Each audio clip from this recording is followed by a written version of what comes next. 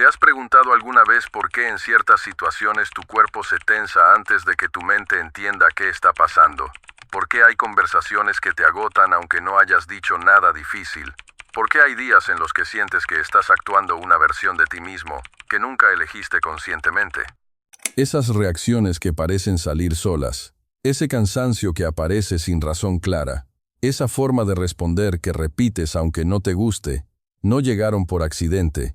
Llegaron porque en algún momento aprendiste que esa era la manera correcta de estar en el mundo, y tu cuerpo lo registró mucho antes de que tu mente pudiera ponerle palabras. Esto no es un video para motivarte ni para prometerte que vas a cambiar tu vida en 15 minutos. Es un espacio para entender algo que probablemente ya estás viviendo sin saberlo, algo que tiene que ver con la forma en que tu mente construyó sus primeras ideas sobre quién eres, qué mereces y cómo debes comportarte, y con la forma en que tu cuerpo memorizó esas ideas como si fueran instrucciones permanentes, cuando la realidad es que fueron solo respuestas a un contexto que ya no existe, pero que sigue actuando en ti como si estuviera presente. Imagina por un momento a un niño de 4 o 5 años que llora porque tuvo un mal día, porque algo le dolió o simplemente porque necesita atención, y en lugar de recibir consuelo recibe silencio, indiferencia o una frase rápida como «No pasa nada, ya estás grande para llorar por eso». Ese niño no entiende conceptos como validación emocional ni regulación afectiva. Lo que entiende es algo mucho más simple y mucho más profundo. Entiende que expresar lo que siente no genera cercanía sino distancia, que mostrar vulnerabilidad no trae ayuda sino rechazo. Y aunque nadie le explique eso con palabras, su cuerpo lo registra, su sistema nervioso lo archiva, y a partir de ese momento, empieza a construir una regla interna que dice algo como, si necesitas algo, no lo pidas. Si sientes algo intenso, guárdatelo. Si te duele, actúa como si no pasara nada. Esa regla no se forma en un solo momento, se forma en la repetición, en cientos de pequeñas interacciones en las que el niño aprende qué versión de sí mismo es aceptada y cuál no lo es. Y lo interesante, lo verdaderamente relevante aquí, es que ese aprendizaje no ocurre solo en la mente, ocurre en el cuerpo, la tensión en los hombros. Cuando alguien te pregunta cómo estás, y no sabes si es seguro responder con honestidad, la sensación de vacío en el pecho cuando quieres decir algo importante, pero las palabras no salen, la fatiga repentina que aparece en situaciones sociales, aunque no hayas hecho nada físicamente agotador. Todo eso son memorias corporales, respuestas automáticas que tu sistema nervioso aprendió a ejecutar para mantenerte a salvo en un entorno que en algún momento interpretó como amenazante, aunque esa amenaza no fuera física sino emocional, aunque nadie te haya atacado directamente. Lo que pasó fue que aprendiste que ciertas partes de ti no eran bienvenidas, y tu cuerpo decidió que la mejor estrategia para sobrevivir emocionalmente era ocultarlas, suprimirlas, controlarlas. Esto no significa que tus padres o las personas que te criaron fueran malas personas, significa que ellos también fueron programados de la misma manera, que probablemente crecieron en contextos donde expresar emociones era visto como debilidad, donde pedir ayuda era interpretado como incompetencia, donde mostrarse vulnerable era arriesgarse a ser juzgado o abandonado, y que sin darse cuenta transmitieron esas mismas reglas a través de gestos, silencios, expresiones faciales, tonos de voz, pequeñas reacciones que un niño capta con una precisión asombrosa porque su supervivencia emocional depende de entender qué versión de sí mismo mantiene la conexión con las personas que necesita. Ahora llévalo al presente. Eres un adulto, tienes 30, 40, 50 años, vives situaciones completamente diferentes a las de tu infancia, pero hay algo que sigue apareciendo una y otra vez. Tal vez es la dificultad para decir que no, aunque sepas que aceptar te va a agotar. Tal vez es la incomodidad intensa que sientes cuando alguien te felicita y no sabes qué hacer con esa atención. Tal vez es la tendencia automática a minimizar tus logros o a justificarte en exceso cuando alguien te pregunta por qué hiciste algo. Esas reacciones no tienen sentido lógico en tu vida actual. No hay ninguna razón objetiva para que te cueste tanto poner límites o recibir un cumplido. Pero tienen todo el sentido del mundo cuando entiendes que son ecos de una programación antigua, respuestas que en algún momento funcionaron para protegerte y que ahora siguen activándose, aunque el contexto haya cambiado por completo. La neurociencia ha estudiado esto durante décadas. El concepto de neuroplasticidad muestra que el cerebro se moldea en función de la experiencia repetida, pero lo que a veces no se menciona con suficiente claridad es que esa plasticidad no solo ocurre con experiencias positivas, ocurre con todo, con el miedo repetido, con la vergüenza crónica, con la necesidad constante de probar que eres suficiente. Cada vez que un niño experimenta una emoción intensa y no recibe ayuda para regularla, su cerebro aprende a gestionar esa emoción de la forma que puede, a veces suprimiéndola, a veces desconectándose de ella, a veces convirtiéndola en otra cosa, en hiperactividad, en perfeccionismo, en complacencia extrema, y esos patrones se automatizan. Se vuelven tan naturales que la persona crece sin darse cuenta de que está viviendo desde un guión que nunca escribió conscientemente. Y no se trata solo de emociones grandes, se trata también de cosas pequeñas, sutiles, cotidianas. Un niño que aprende que sus ideas no importan porque cada vez que habla lo interrumpen o lo ignoran. Crece con una dificultad profunda para expresar sus opiniones sin sentir que está molestando. Un niño que crece en un hogar donde el conflicto siempre termina en gritos o en silencio absoluto, aprende que los desacuerdos son peligrosos y desarrolla una necesidad casi compulsiva de evitar cualquier confrontación, incluso cuando esa confrontación sería sana y necesaria. Un niño que solo recibe atención cuando hace algo bien, cuando saca buenas notas, cuando se comporta de manera ejemplar, aprende que su valor está condicionado a su desempeño, y crece con una voz interna que le dice constantemente que no es suficiente, que debe hacer más, ser mejor, demostrar todo el tiempo que merece estar aquí. Esto es lo que significa programación. No es un término exagerado, es literal. Tu mente y tu cuerpo fueron programándose en función de las respuestas que recibiste a tus necesidades, a tus emociones, a tu forma de ser, y esa programación no requiere traumas evidentes para ser profunda, requiere solo repetición, coherencia en el mensaje, aunque ese mensaje nunca se haya dicho con palabras. Lo que complica todo esto es que esas programaciones no se presentan como programaciones, se presentan como así soy yo, como rasgos de personalidad, como características inherentes. Es que soy tímido, es que soy perfeccionista, es que no me gusta molestar.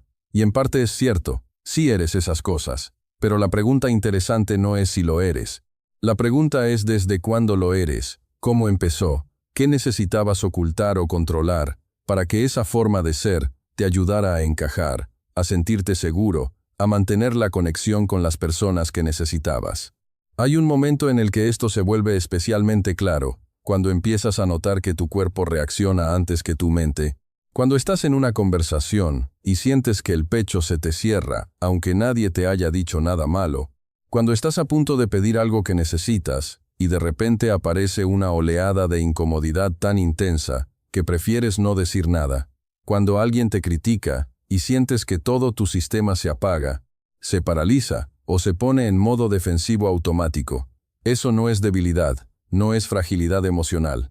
Es tu sistema nervioso haciendo exactamente lo que aprendió a hacer, protegerte de una amenaza que ya no es real, pero que sigue sintiéndose real, porque tu cuerpo no distingue entre un peligro físico y un peligro emocional. Para tu sistema nervioso, una mirada de desaprobación puede activar la misma respuesta que un peligro inmediato, porque en algún momento de tu infancia, esa mirada significó rechazo, distancia, pérdida de conexión, y eso para un niño es tan peligroso como cualquier amenaza física. Entonces empiezas a vivir desde ahí, desde esa alerta constante, desde esa necesidad de anticipar qué versión de ti mismo va a ser aceptada en cada situación, y eso agota, no de una forma dramática, no de una forma que puedas señalar fácilmente, sino de una forma sutil, acumulativa. Es el cansancio de estar siempre midiendo tus palabras, de estar siempre ajustando tu tono, de estar siempre pendiente de cómo te están percibiendo, de estar siempre listo para justificarte, para minimizarte, para ocupar menos espacio del que naturalmente ocuparías si no tuvieras esa programación corriendo en el fondo. Y lo curioso es que muchas veces las personas que más sufren esto son las que desde afuera parecen estar bien, las que funcionan, las que cumplen, las que hacen lo que tienen que hacer sin quejarse, porque justamente esa es la programación. Si funciono, si cumplo, si no causo problemas, entonces estoy a salvo, entonces merezco estar aquí, pero por dentro hay un desgaste enorme, una sensación constante de estar actuando, de estar sosteniendo una imagen que no se siente completamente real, pero que tampoco puedes soltar porque no sabes quién serías sin ella. No estoy diciendo que esto tenga una solución rápida, no la tiene. Tampoco estoy diciendo que entenderlo vaya a cambiarlo todo de inmediato, no lo hará. Lo que estoy diciendo es que reconocerlo, ponerle palabras, entender que muchas de las cosas que sientes no son fallas tuyas, sino respuestas aprendidas. Eso ya es un paso pequeño pero real, porque cuando dejas de interpretarte como alguien roto y empiezas a verte como alguien que aprendió a sobrevivir de la única forma que pudo, algo cambia en la forma en que te hablas a ti mismo, algo se suaviza. Personalmente, hubo un momento en el que entender esto me ayudó a dejar de forzarme tanto en situaciones sociales. No fue una revelación dramática, fue simplemente darme cuenta de que el agotamiento que sentía después de ciertas interacciones no era porque yo fuera débil o antisocial, era porque mi cuerpo seguía interpretando esas situaciones como contextos donde tenía que demostrar algo, donde tenía que ser de cierta manera para ser aceptado. Y cuando empecé a notar eso, cuando empecé a observar la tensión en mi cuerpo en lugar de juzgarla, pude empezar a elegir de forma más consciente cuando valía la pena ese esfuerzo y cuando no. Nada espectacular, nada que cambiara mi vida de un día para otro, pero suficiente para sentir que tenía un poco más de espacio interno, un poco más de aire. Eso es lo que pasa cuando entiendes la diferencia entre lo que te pasó y lo que eres. Lo que te pasó fue que creciste en un contexto que te enseñó ciertas reglas. Lo que eres es alguien que tiene la capacidad de observar esas reglas, cuestionarlas, y en algunos casos empezar a modificarlas, no de golpe, no de forma lineal, pero sí de forma posible. Y aquí hay algo importante que quiero aclarar. Esto no significa que todo lo que sientes sea culpa de tu infancia, ni que tus padres sean responsables de todo lo que te pasa ahora.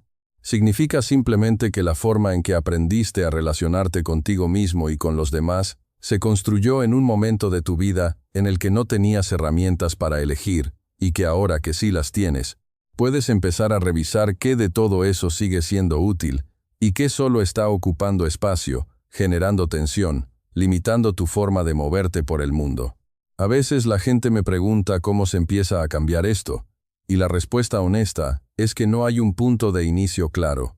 Lo que sí hay es una invitación constante a prestar atención, a notar cuando tu cuerpo se tensa sin razón aparente, a observar cuando dices que sí pero sientes un no en el pecho, a reconocer cuando estás actuando desde el miedo a ser rechazado, y cuando estás actuando desde un lugar más genuino.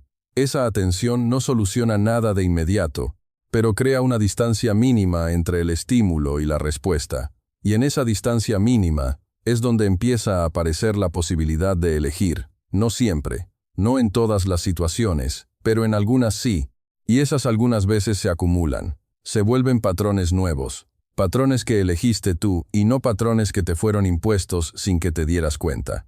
El cuerpo tiene memoria, pero también tiene capacidad de aprender cosas nuevas. El problema es que la mayoría del tiempo estamos tan ocupados funcionando, cumpliendo, respondiendo, que no le damos al cuerpo la oportunidad de registrar que ya no está en peligro, que ya no necesita estar en alerta constante, que puede relajarse, que puede confiar, que puede ocupar espacio sin que eso signifique rechazo.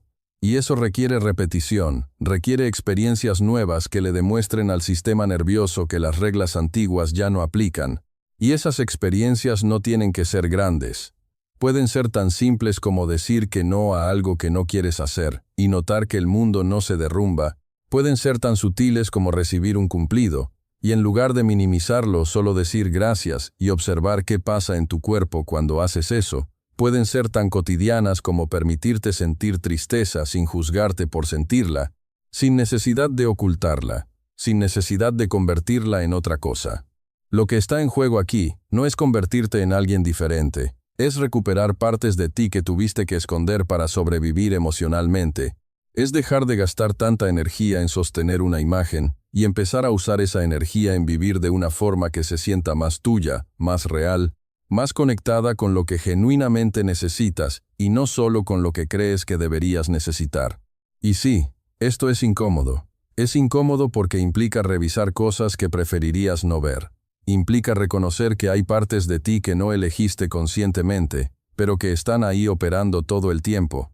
Implica aceptar que muchas veces has tomado decisiones, no desde la libertad, sino desde el miedo, desde la necesidad de evitar rechazo, desde la urgencia de demostrar que eres suficiente.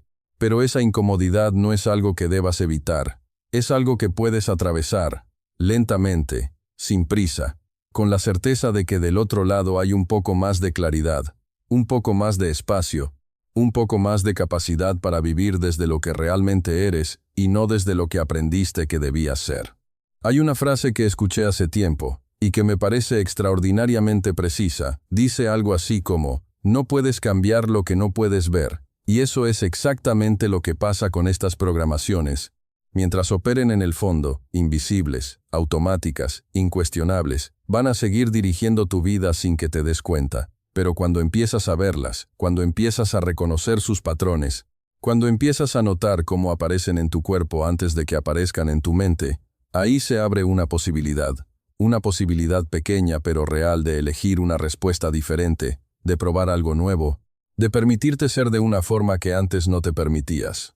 Y esto no es autoayuda, no es pensamiento positivo, no es repetirte afirmaciones hasta que te las creas, esto es observación. Es reconocimiento, es comprensión de cómo funciona tu sistema, y esa comprensión no te cambia automáticamente, pero sí te da información, te da un mapa de tu propio funcionamiento interno, y con ese mapa puedes empezar a moverte de forma diferente, no porque alguien te lo haya ordenado, no porque sea lo correcto, sino porque tiene sentido, porque reconoces que la forma en que te has estado moviendo ya no te sirve, porque sientes que hay una versión de ti que está esperando poder aparecer, sin tener que disculparse por existir.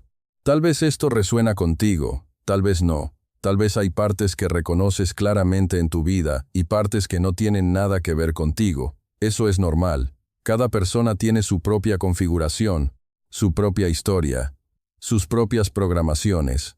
Pero si algo de lo que dije aquí te hizo sentir que alguien puso en palabras algo que tú ya estabas sintiendo pero no sabías cómo nombrarlo, entonces este video cumplió su función, porque de eso se trata, de hacer visible lo invisible, de acompañar sin imponer, de ofrecer comprensión sin prometer soluciones mágicas. No te rompieron, te programaron, y esa programación sigue corriendo en el fondo mientras lees esto, mientras respiras, mientras decides qué hacer después de este video, pero ahora la conoces un poco más, ahora puedes verla, y eso ya es algo pequeño, algo que no cambia todo de inmediato, pero algo que abre una puerta que antes estaba cerrada, una puerta que da a un espacio donde puedes empezar a preguntarte no solo quién eres, sino quién podrías ser si dejaras de responder desde el miedo y empezaras a responder desde la confianza de que mereces estar aquí, tal como eres, sin tener que demostrarlo todo el tiempo.